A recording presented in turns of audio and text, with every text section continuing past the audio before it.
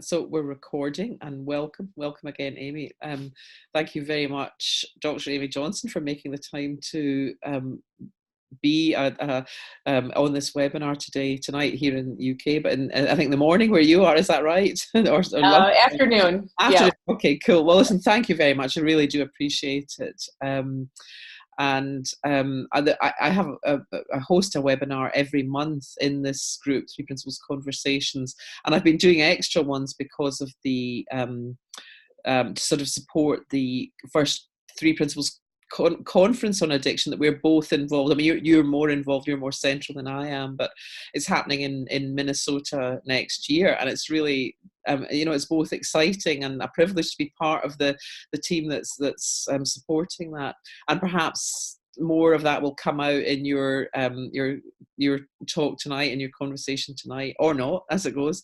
But we kept it fairly wide. The conversations are not always around addiction, but because of your particular interest and expertise, the topic we went with for tonight was freedom from habits and addictions. So rather than me say more about you, it probably makes sense for me just to hand it over to you and just see where this goes.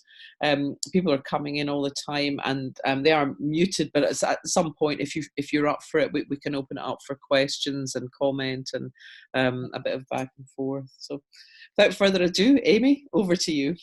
Thank you. Thanks so much for having me. And yeah, I'd love to have conversation and questions, so we'll just leave it open for that. But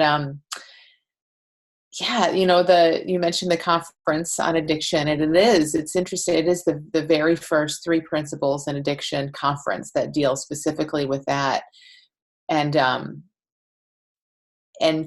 thinking about habits and addictions and how we find freedom from them.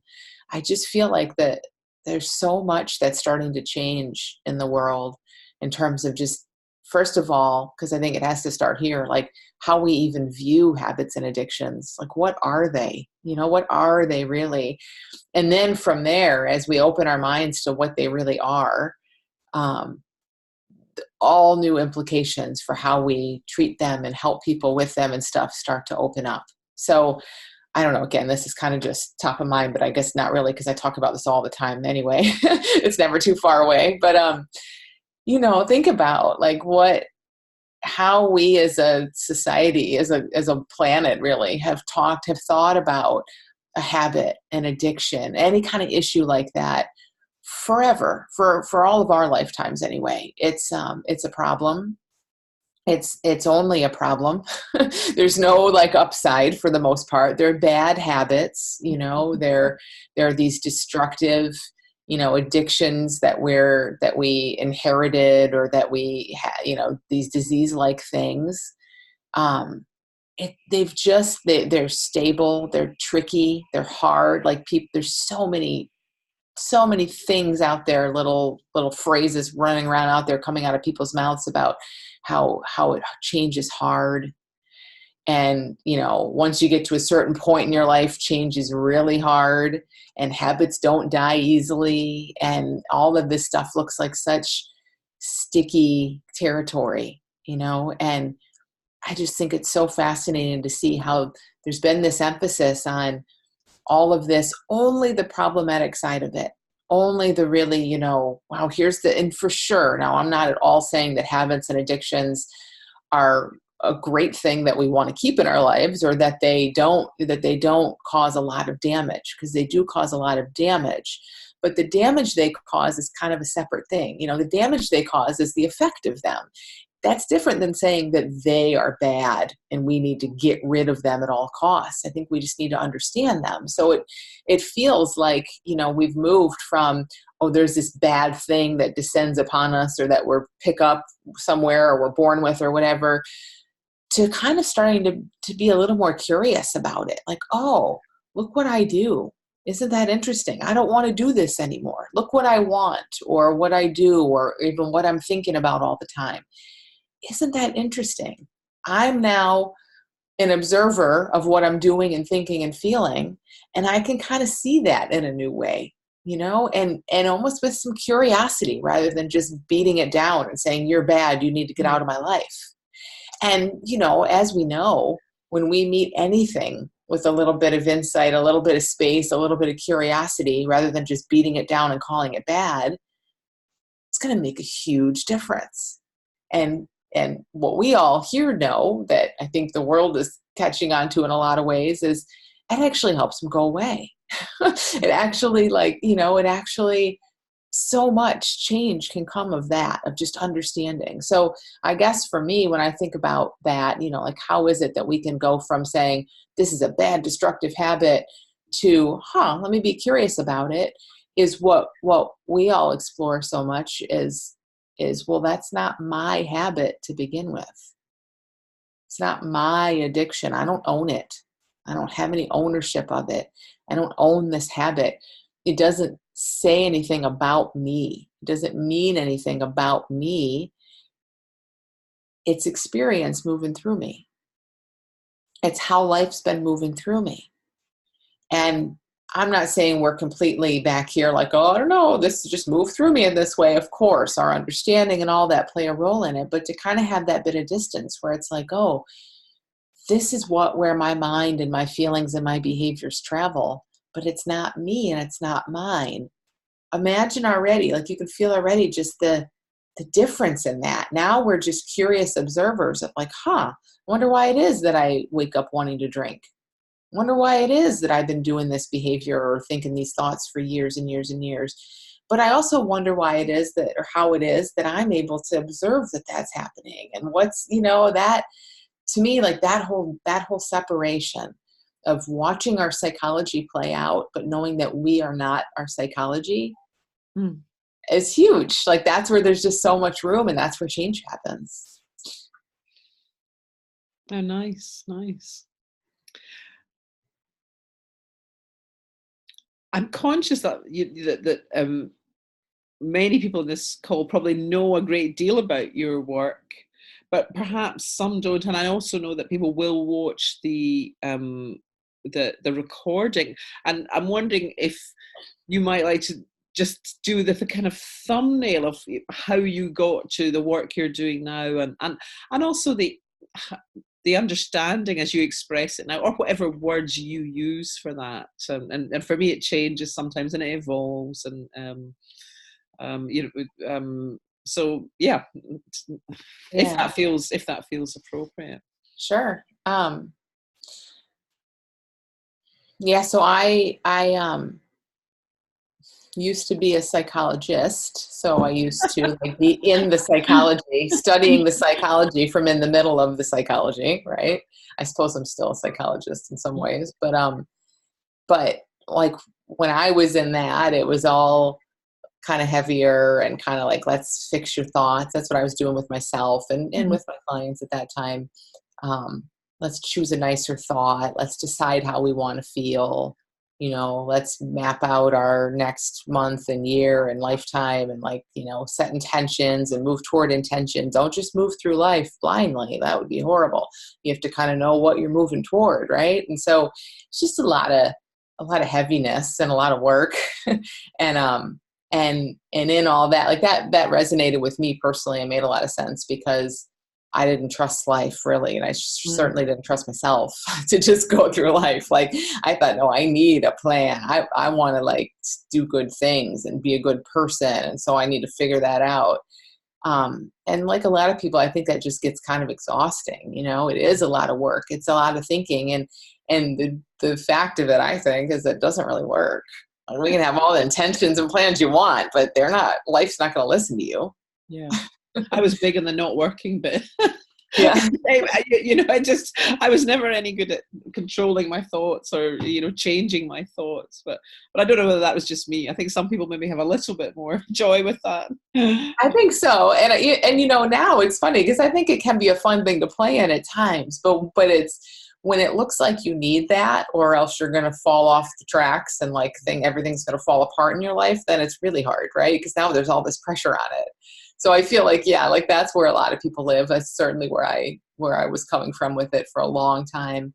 And it just was exhausting. And so I was always anxious and always worried. I'm not saying that caused it. I kind of had a busy mind from the time I was a kid, but but I did. I have a lot of anxiety, a lot of worry. And then I had an eating disorder and just all kinds of stuff that I see now was just all that busy thinking that just looked really real, and that I was trying to use those tools on, come in and think it this way or do this instead. And then when it doesn't work, as you said, like it really doesn't work that consistently, it was all just like ammunition that I could use against myself to prove what a horrible person I was, and I would never get it right. So anyway, after all of that, and after trying and trying and trying for years to end my own eating disorder and to get my life on track, I came across the principles and this understanding, and it just, everything just made sense in a totally different way. So initially, for me, I was like in the middle of binge eating, a pretty big binge eating habit when I came across this, and what I initially kind of saw was just that, like I was saying, that there's some separation between where my mind goes, where my feelings go, even where my body wants to go, like my actions and behaviors, and me. Like I could see that happening. And I just started to realize, wait a minute, as much as I feel just victimized by my experience, maybe we're not victims of our experience. Maybe we have a little more say in that, or something, however you'd say that. And I don't know. So that was a huge initial kind of insight for me, is like, oh my gosh, my mind has a habit for sure. My body even maybe has this habit where it just does the same things and generates the same pictures and desires and cravings and all that every single day. But what if, this is so big, like what if I was only playing that out because I thought I had to? I thought when that stuff showed up, it was like, oh, okay, here's my habit. Go ahead, have me life, you're in charge now. But I kind of realized, no, wait a minute. What if all that can come up? Like seriously, I mean, just major cravings and urges and discomfort and everything you can imagine could arise, but it didn't require any action on my part. And it didn't make me go do anything. Like I could just sit there. That was huge for me. It's so interesting, isn't it, Amy, how it seems to me that we all as human beings have the capacity for insight, that is part of our gift, and as one of the gifts that's available to us. And I love what you're describing about that capacity also to see just thought and feeling and desire and creating fantasies are something that comes through us, but the actual insights that we have can vary for each of us, because I have had insights around my various compulsive and addictive behaviors, but not that one, funnily enough. Yeah. But what I immediately, but there is something that is hopeful,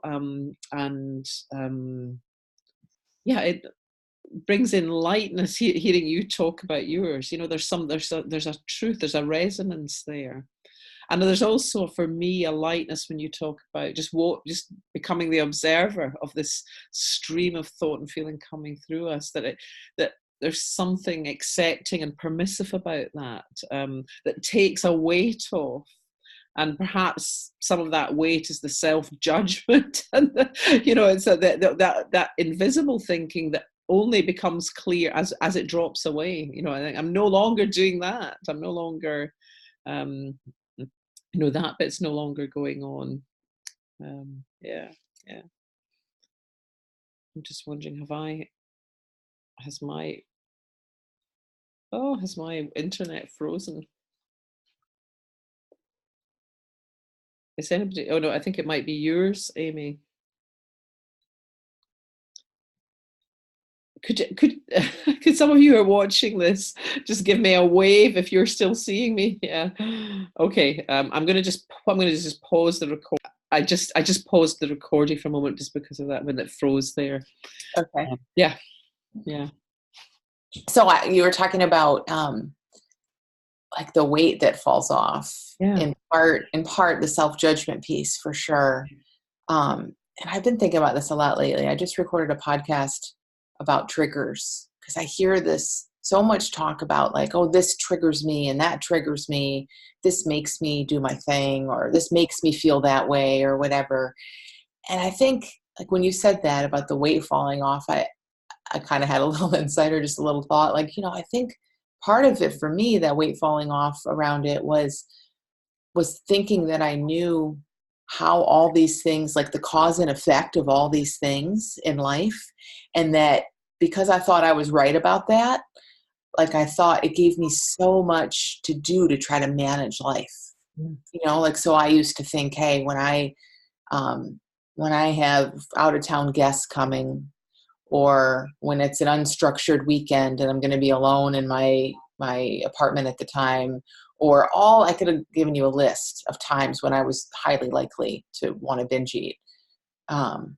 Those just look like triggers. And so my whole life in some ways was about trying to rearrange life so those things didn't happen, which really kind of sucks because I had to say no to a lot of stuff that was beautiful stuff. And to see that and I think I kind of suspected in the back of my mind too, you know what? I don't think it's really like this. Like it looks like that. I couldn't see how it wasn't. But at the same time, I was like, wait a minute, I should be able to be in a home by myself for 5 hours. Like something's not right here. That can't be the solution. I can't say no to all these invitations just to keep myself from doing this. And so that was just so heavy, because it was like I have a way to control myself, but it's a horrible way. And anyway, I mean, the whole thing about triggers, especially with habits and addictions, I think is so fascinating. The way I'm not good at explaining this, but I'll try. The way it looks now is that nothing can trigger anything really. Like if we're just in this flow of experience moving through us, if formless energy moves through us and then creates form in the form of thought, feeling, behavior, cups, phones, whatever, right? But it's all energy that just takes temporary form. That energy is is the essence of everything. So how can we say that a pen can be a trigger for a feeling or a behavior? A pen's done. It's cooked. Like it's physical. This has no power. It can't do anything in and of itself. And that's just one piece of form. But a thought is form. A thought, oh, I am not good enough, or I can't be trusted alone, or what, like that's form too. The content of it. That's a thought with a small t, right? Like that's content that can't do anything. A feeling can't trigger another feeling. So like how it looks now is so much simpler.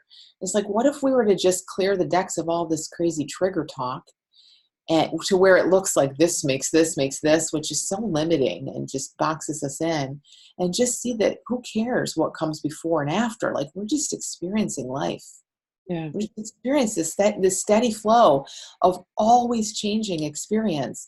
Then we get to actually flow with it, rather than stopping the flow and saying, what made you show up here? And what are you bringing next? And we're wrong half the time. For everything we think is a trigger, we will come against that thing and it will not be a trigger. So we're wrong anyway. Yeah. And what came over to me really clearly when you were describing, sort of managing the triggers it's the opposite of freedom. It's just, it's almost a full-time gig, kind of managing that. And it seems to me there are many ways into what, what you're describing there of just that noticing. And it doesn't even matter if a craving still feels like a craving, if it still seems to have an element of compulsion to it. So it's almost like you, I'm saying, sometimes I'm struggling to articulate this, but even if I am still following through, or a client is still, following through with behavior, recognizing that that it's thought and flow, and that we're in the presence, if it of itself is useful. Even if the behavior doesn't change first, noticing how the system is working, and that we're just the recipient of thought, we're the recipient of energy. For me, there's something in that. That's where it's all at. Yeah. There's a willingness to see it differently, a willingness to, and without forcing it. It's a recognition that it's not necessarily, insight isn't the child of will. It's not something we can pull up on demand, but just being, having that openness. There's something in there for me. Yeah, exactly. I mean, it's so interesting. I was just hearing somebody talk yesterday who was telling me he came to my school to quit eating sugar. And he had so much change, but nothing around the sugar. And and it's been a year, and he didn't even recognize until like last weekend when he went back to his parents' home, and his parents were like, "Whoa, you used to eat us out of like all of our food in the house when you would come visit, and you don't do that anymore." He was saying, he said it in a beautiful way, but he was saying how, you know what, he's like, it's been changing all along, but I was blind to it because my mind had decided what it was going to look like. He said, my mind decided I was going to not want sugar anymore. And that's not the case. It's not the case. He still eats sugar in his life. But because he was so dead set on this is what it's going to look like, I'm going to not want sugar when I have my perfect insight, he's been blind to all the change that's truly been happening. And when he looks back, he's like, oh my gosh, like so much has changed. I don't behave at all how I used to. But it's been such a slow boil that he was blind to it.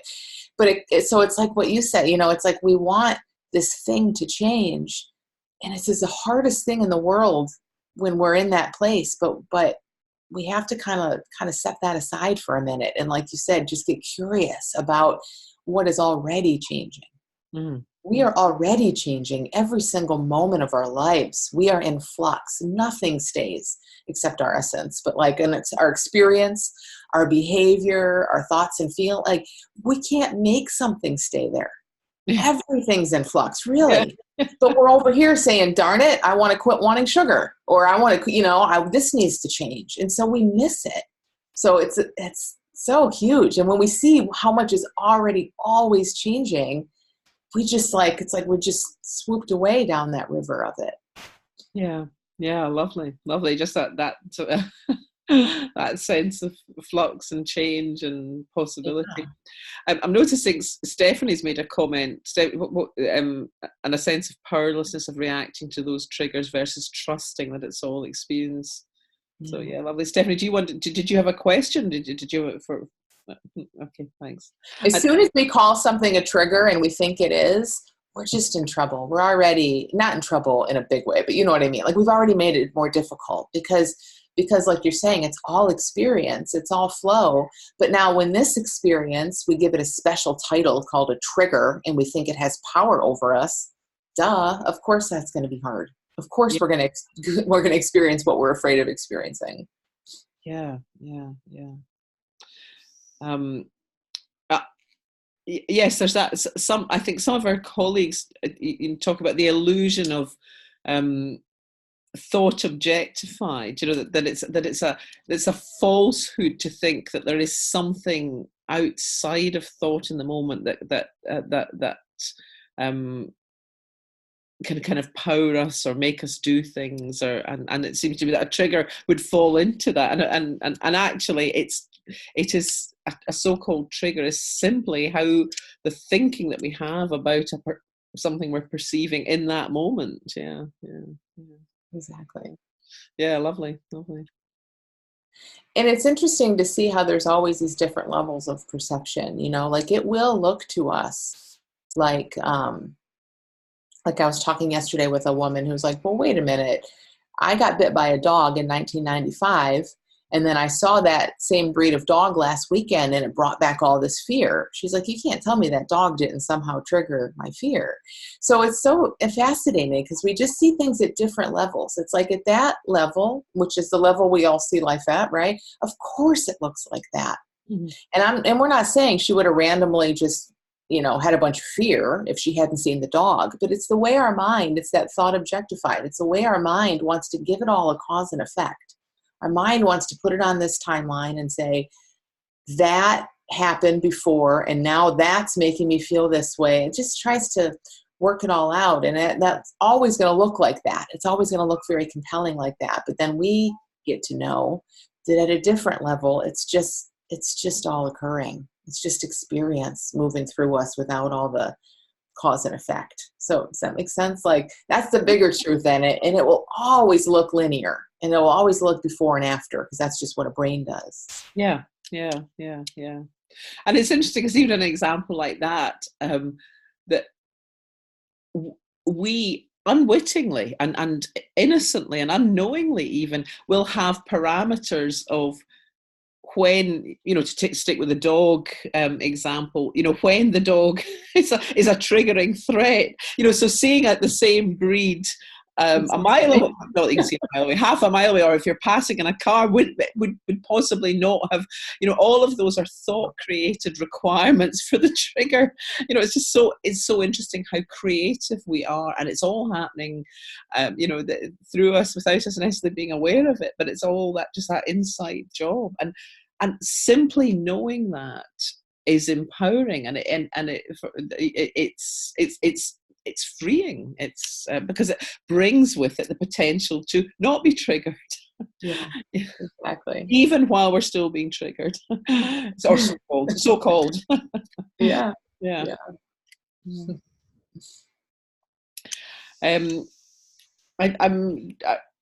Are you open to some to questions, comments at this point, Amy, or is there more that you would like to say first? No, I'd love questions, comments anytime. Yeah. Charlotte, are you able to unmute yourself, or do you want me to do it? No, I can do it. Hello. Hi, Charlie. Hi. So I'm on Amy's course. So this is quite interesting for me, because I asked Amy about triggers.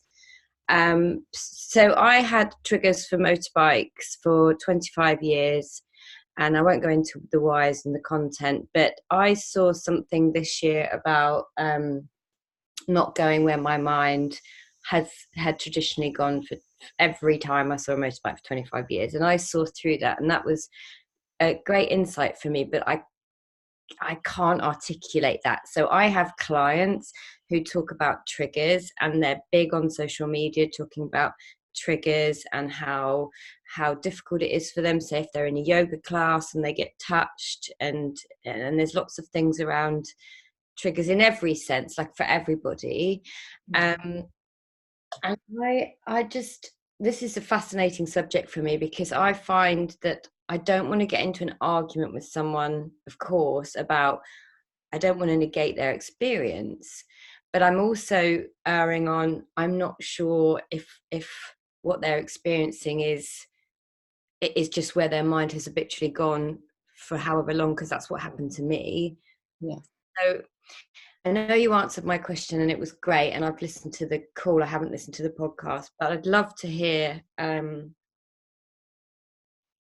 love to be able to articulate it better. And I don't know whether it's because I lost my insight over time. Like you'll get an insight and then it's like, it's vanished. Yeah. But what's vanished is like the articulation of it, right? Like the way your mind wants to frame that insight. So nothing's really vanished, but I hear you. I hear your question. So, I'll just tell you, okay, so I don't know. It just looks like it doesn't negate their experience. Let's say, use that example, right? Someone's in a yoga class and someone brushes up against them and they get all freaked out, right? They have whatever experience they have. Yeah. And they're adamant, that triggered me. Yeah.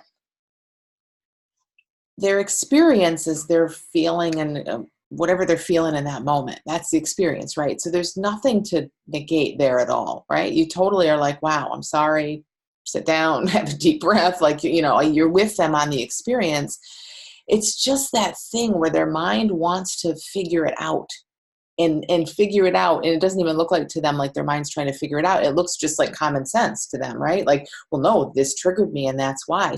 But we can see that's just the story. That's the explanation. That's their mind jumping in, trying to give a backstory to why they just experienced a feeling. And you see what I mean there? Like that's what a brain does, what a mind does. It's like, ooh, feeling uncomfortable. Let's give it a story. Let's make sense of this somehow. And one of the leading ways it does that is by talking about what triggers us, because we want to see why, because in our mind is saying, oh, if I know what triggered me, I know what to avoid. Yeah. See, so we're not negating at all the feeling. Like you can be just as loving and compassionate to letting that feeling move through them. But I do think there's something so big and, so opening for them for, again, who knows when you have with a client, you could do this for sure. But like kind of just being like, hey, are you open to just drop in the story of what caused it? Does it even matter what caused it? You don't have to tell them there's no such thing as triggers, like right off the bat. But does it even matter what caused it? What if the past is gone and all we know is today in yoga you felt something? Like the more we can just keep them there, it quiets their mind from connecting all those imaginary dots, and then they just start to have more and more freedom around it. Because again, I think the only reason the mind goes there is because it's scared. It's looking for some explanation. But then as we know, our explanations just lock us in. Mm. Yes. Okay, I heard something in what you said around that's where the mind will automatically go because that's what makes sense. And obviously deep listening is extremely powerful, but I think I sometimes get caught up in their story. Yeah. And how do you not? It's a story. And I'm not saying you'll never get caught up, but yeah, I mean, really, like the more we just know it's just right now in this moment, there is no story that's actually true in any objective way. I mean, by definition, the word story means it's happening in somebody's mind and it's made up in that way. Mm-hmm. Like, then it's just like, oh, okay. Like you just kind of come to know the difference. And again, I think when you're in coaching or in a conversation with a person, that doesn't mean obviously that we say, okay, stop, you're getting into story that, like sometimes you just let the person tell their story, obviously, if that's what they need to do, but and then you kind of hit that point where you're like, okay, the story's not cathartic anymore. Now it's just you playing around in your concepts and getting lost in that. And so you kind of just get that feel, I think. Okay, thank you very much. Yeah. It's just a basic thing there. Like, I think it's just, we can be so compassionate of what a person's feeling because we've all felt all the feelings for the most part. And we all know what that's like. But it's, when they're getting into explanations and why and this and cause and effect, that's when we're just like, you're just locking yourself in. You're just telling me how it appears, and that's okay. But we can know, okay, yeah, you're kind of just locking yourself in here. Mm. Okay. I don't want to dominate this evening, so. No, thank you, though. Great questions. I don't know whether one of the insights that I had that has sometimes been helpful with working with others is that anything like a craving or even a flashback or anxiety. Oh gosh, sorry.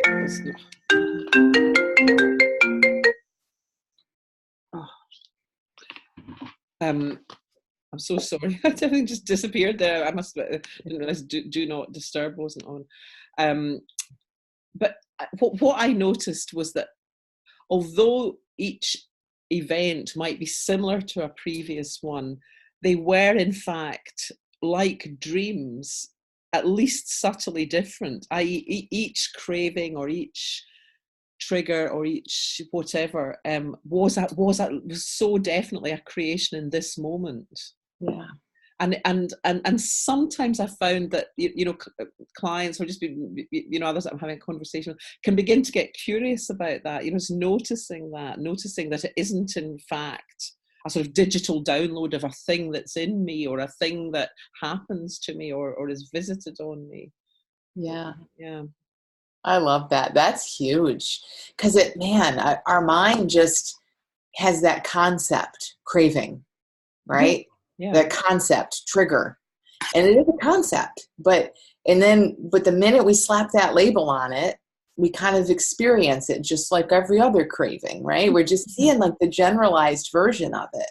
Yeah. Like you can look out the window and say snow, but every snowflake is different. And it is so big to get in that. No, it's not just craving, trigger, snow. If we don't want it to be, it's like, oh no, let's see, it is. Like you said, it's just a new way that life is showing up through us in that moment. Yeah, yeah.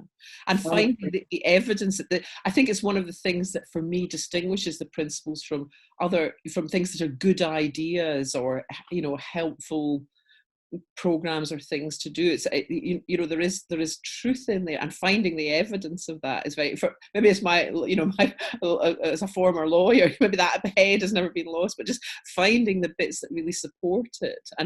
And over the last 8 or 9 years or whatever it is since I've been involved in this, that, you know, there is just more and more evidence, because you're never going to find evidence to the contrary, if in fact it is the truth, as you know, as I've come to see it. Yeah.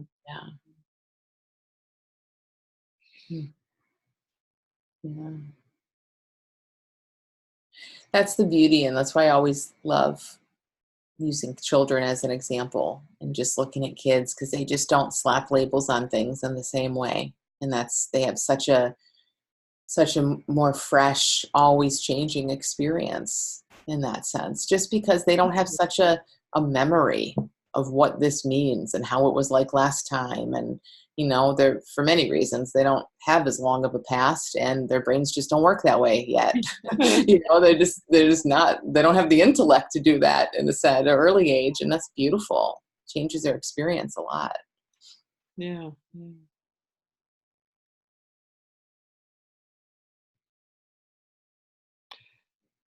Michael's asking a question. Do you want to come on, Michael, or do you just want to ask it in writing? So Michael's asking, would you be so kind and talk a bit about eating disorder and how to help young people with this? Yeah. I mean, there's so many places to kind of go in an exploration of that, which obviously would come out with the specific young person in the specific moment. But I think kind of along the lines of what we're saying when I talk with younger people, or sometimes with older people, this kind of same conversation is kind of moving past this high level sort of generalized, this is what I want, or this is how I should be, or this is my disorder, or, you know, there's this way that our mind just wants to generalize everything and then treat that concept as if it's the truth. I have this habit, I have this eating disorder, I don't fit in, I'm not good enough, here's what I should do to, you know, whatever it is for a person. There's many, many of them for all of us all the time. But to kind of help someone see, even a really young person, like I have these conversations with teenagers, like what's beneath that though? Like, what if that is just how your mind extracts and generalizes? But let's really, really look at the truth. So, for example, I worked with a woman who was anorexic and refused to eat more than, I don't know, like 175 calories a day, something crazy, ridiculous, so harmful to her. And it was just so fascinating to just ask why. Just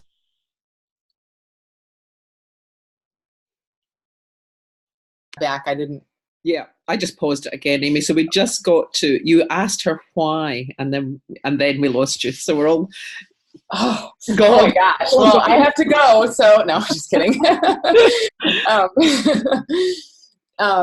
Yeah, like so with her and with almost everyone, when again, there's a behavior that is just so far away from our health, and you ask why, what I've seen and what she said, like there's never really an answer. So she could give me some answers. Well, I just can't, it's hard. This would have been what I've been doing forever. It's what feels safe. She'd tell me, you know, I feel horrible when I eat more than that. Like she'd say all this stuff that wasn't really the answer to why, but it was beautiful because I could see, not that I care about her story, but that I could see, oh, look at her mind just tossing out explanations for something that makes absolutely no sense, even to her. Otherwise, she wouldn't be wanting help. She knows it makes no sense. But look at her mind just tossing out these fake explanations to something.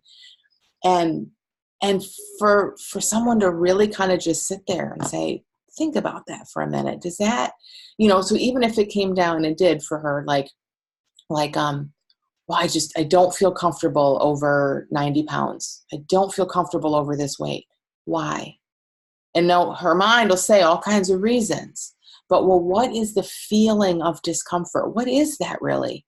Is it your mind talking? Is it a feeling in your body? Like, what is it? When you really get super kind of granular in this, and again, this is for anybody. I'm not really talking about teens anymore, young people, but when any of us drill down in that way, there's no real explanation for what we're doing, which is kind of what we're talking about, right? There's no real trigger. There's no real reason. There's just us doing what occurs to us to do in the moment. And to kind of peel back those layers and help someone see, wow, I don't know why I'm doing that. You're right. I don't know why. I just gave you 30 answers, but none of those were the real reason that made any sense to either of us why I refuse to eat more than 175 calories.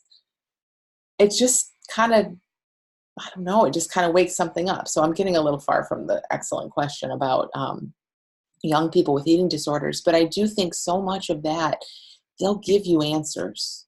They'll say things about fitting in and not feeling good, and this is just what I do, and all that. But for us to know, whoever we are, their parent, their family member, their coach, whatever, to just know, yeah, that's just your mind. I love how you said it's just like a shield. Exactly. It's just what a mind does. When a mind gets a question, a mind tosses out an answer. It doesn't mean anything. It's not the answer.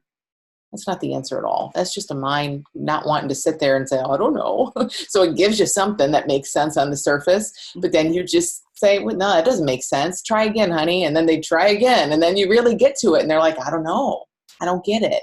Or I just feel uncomfortable. Then you get to look at that. Well, what is a feeling of uncomfortable? I feel uncomfortable too a lot. I think most of us on earth do, a fair amount of time. But what is that? Is that just energy?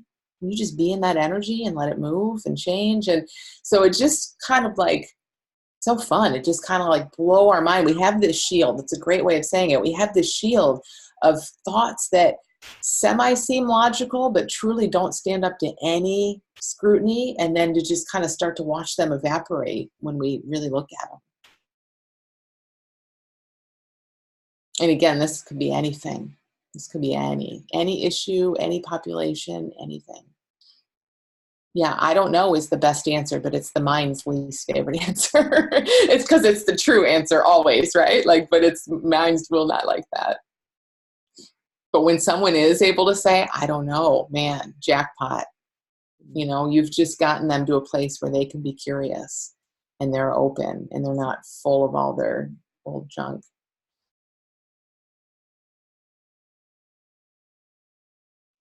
And Michael's just typing opens up the availability of everything. He's not able to come on in person. Yeah. Yep. Cool.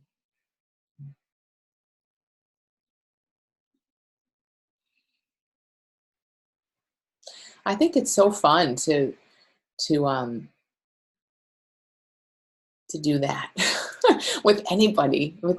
And then, as a coach, I do it, but as a human being with people in our lives, not in a confrontational kind of way, obviously, but just like, look at all the don't you feel like we kind of just live under this bubble of explanation and on the surface, it looks like it makes sense, but to just kind of get curious about some of that stuff.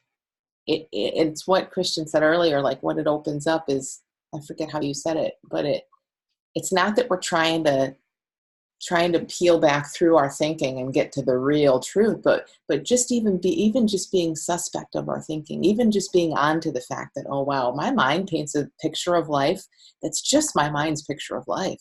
It's not life. And it's not even my mind's picture of life as if it has any stability. It's just like now, and then it's now, and then it's now. And just being in that place, again, we almost get to this, I don't know, like, well, I don't know what's real. Awesome. Awesome. Because now you're just here. Who cares what's real? Let's just be in life without all the ideas that we think are real. Yeah. Yeah. And that definitely is going in the direction of freedom. Yeah. Mm-hmm. Yeah. And that's where, so you can kind of see like where, again, everyone wants freedom from a specific thing, which I totally understand. Me too. When I first came in this, like, you go to anything because you want to be free from something. Mm-hmm. But look, when you start to get that kind of freedom, like stuff that's hurting you, destructive, painful habits and patterns and anxiety and addiction, they don't stand a chance anymore when you're suspicious of your thinking, when you are kind of on to the fact that you're actually healthy. Even if you don't know it, you can just be kind of on to the fact that you're actually healthy and your mind just tells lies. And man, like already your habit and addiction have so much less to them. They become flimsy. And so I think it's super fun. We come in for an outcome, and then we have to just set that aside and get curious about life. And then the outcomes happen, but not the way we thought they were going to. Yeah. Like your guy. Yeah. Who went back to his parents. Yeah. Lovely. Yeah. Lovely. Yeah. Yeah.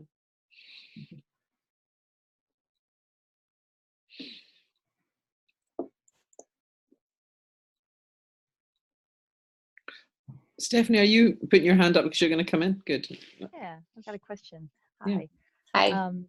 I have a relative right now, close relative, who's been moving through those stages of change from she has an alcohol addiction, who's been moving from pre-contemplation and contemplation and like starting to move rapid fire into the preparation stage. And I'm just curious, and I've been talking to her about the 3 principles, and it's touched something in her that never has before, that she's quit drinking twice in her life before. And she wants to so much. And so I'm just curious about, like, in terms of the action stage of something like quitting drinking, which is so different from eating because, they have to eat. Like, is it a situation where she needs to pick a date and like white knuckle it? Or do you think like it'll just occur to her when it's time to stop? And how can I support her on that? Yeah. Does that make sense? Like, Yeah. she's coming to that realization and she knows, and there are days when she's switching over to the non-alcoholic beer, and I think it'll probably happen, but she's so frustrated that she can't get herself to do it. Yeah. Like, she's in this, like, every day I talk to her, she's like, I just can't, if I could just get on my bike, and she just can't do those things that had helped before. So I'm like, do you think it'll just occur to her that day, or should she try, Yeah. I mean, it's not before, it's now. So I would encourage her to have amnesia about before, because before didn't help long term anyway, right? Like, just leave before alone. That has nothing to do with now, and just be fresh now in what makes sense to her in the moment, because that will cause like that, just that little piece will cause a ton of frustration, and it'll slow everything down if she keeps looking back saying, this should work, this makes sense, this helped me last time. That's totally irrelevant to right now. It sounds crazy, I know, but it's totally irrelevant to right now. So if she can just be here now, responsive to what makes sense, it sounds like without all that pressure and frustration and needing to make it happen, she's on her way. She's already, like you said, she's already made huge strides in that way. It's so scary sometimes, and it sounds counterintuitive, but the less we're pushing, the more, like, everything in her clearly wants to stop drinking. What's in her way is a bunch of thinking that says, I can't, not happening fast enough, it doesn't look like last time, these things aren't, that's the only thing in her way. Her body wants to stop, her mind everything in her wants to stop, but for that thinking that gets in the way, So the more you can just kind of let it unfold however it's going to unfold. Now, for some people that does look like, all right, here's my date, December 15th, done after that. For other people, that would be the worst thing in the world. So don't encourage her to pick a strategy, like but just kind of encourage her to see what feels right to her. Because then she'll know, again, she'll have a sense for herself of what feels right. Thank you. That's totally helpful. Good. Thanks. So hard when we start with the strategy in mind or try to kind of make it look a certain way, because of course there's, millions of people that have stopped drinking or changed anything in the world, and almost millions of books on it and people giving their opinion, so and that's true. Like these things, people aren't lying, right? Like these things really did help those people, but that means nothing about you. It's like, if we can kind of take the advice and the books and the other stories and the strategies as just sort of like this buffet, you're not going to like everything there. It's not all going to sit well in you. But chances are, if you scan the buffet, something will reach out and feel like it's the right thing for you. Then you get to still be led from within, but then you get to capitalize on other people's experiences and stuff, just as like a buffet of options. Yeah. Yeah. Like I remember, Christian, when you shared your story with my group of how you quit, totally different than a lot of people's. Once you kind of were done, you were done in a lot of ways. Not that it wasn't hard. You went through other hard things, but you weren't pining for it. Other people have a completely opposite experience of that. So yeah, it's always funny. Yeah, we love stories, and they can give us hope and possibilities. But then for us to just see, like, our life is showing us our way. Yeah, yeah. And like the guy you mentioned, I had a vision of how I wanted it to be, and it wasn't like that. How I wanted, with me, we're talking about drinking, and I had I hoped this issue would resolve, and it didn't. It was something else that showed up, which in my case was a complete freedom from having to drink. I have complete freedom from my mind seeming to change itself which it does anyway, but over the course of a day. But although I didn't have the language then that I have now, it was noticing what was showing up. Rather, there was kind of something of being out of the driver's seat, and being more of an observer and going with what was showing up, which has served me very well. Yeah. I'm time, Amy, and I'm just wondering if there are any further questions, and if nobody's jumping in just now, whether there's anything that you'd like to say about what you're up to just now, or how people can get in touch with you if they've liked this and want more. Yeah, well, thanks for having me again. It's been great to talk with you guys, and great questions and everything. So I work with people in a couple of different ways. I have an online school called the Little School of Big Change, and I run that twice a year. And then we have a community where we hang out. So people join the Little School of Big Change to be free of habits and addictions and all kinds of stuff. And then we tell them the real truth, which is you got to set those aside, and I'm going to sneak you in another understanding. But anyway, it's a great program if you know anyone who's struggling with this stuff. And I also train coaches and help people who are helpers of this. As Christian mentioned, we have a conference coming up in May. I mean, we could definitely share that link. The website should be out this week, so that'll be really fun if you're just interested in this. And hopefully we're going to have a virtual option. We're thinking we are. Yeah. So wherever you are in the world, you could listen in on that. And then the best place to find me is on my website, dramyjohnson.com, and I have a podcast, and I do all kinds of stuff. So you can always find me talking somewhere about something, for better or worse. If you want more, there's a lot more to have. So you can check things out there. Well, that's great, Amy. And as well as being one of the key organizers of the conference, you are also going to be speaking at it. So if people want to come meet you in person or check you out in the live stream, that's an option too. And I will put a link to that conference once it goes live in the next week or 10 days. So, yeah. And Charlie's saying she highly recommends you. So thanks, Charlie. Yeah. Thanks, Charlie. Amy, listen, thank you again. It's been lovely. It's been, I've really enjoyed the call. I've had a couple of insights myself as we've gone. Thank you everyone who's joined us and asked questions, and the recording will be up. It may be tomorrow now. And I will send, I'll put the link up in the group and I'll send you a link, Amy. So thank you so much. All right. Thank you, guys.